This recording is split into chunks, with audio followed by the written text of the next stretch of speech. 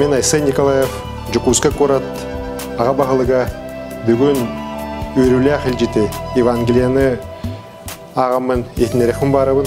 Тоғы етаққына бұл кенеге Иисус Христос хидда олығын тұғынан кәпсір.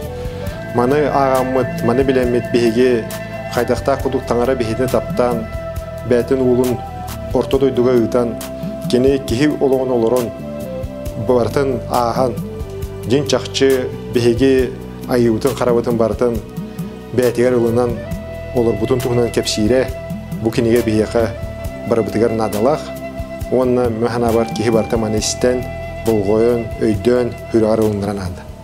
Араң бол бұт 10 кехі. Иерусалимтен ехен Иисус Самария Галилеялын бұсығар херенен аспыта.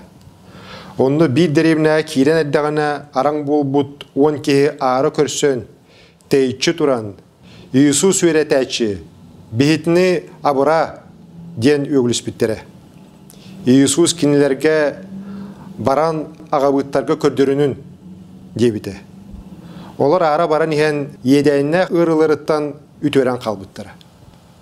Үтөрбіт 10 кейттен бір әрі кейт өнінен кәлен. Иисус енегер тобуқтан тұран, қолығы мұғынан таңырана айқаллы кенеға мақтанмыда. Бұл Самария кейтеті.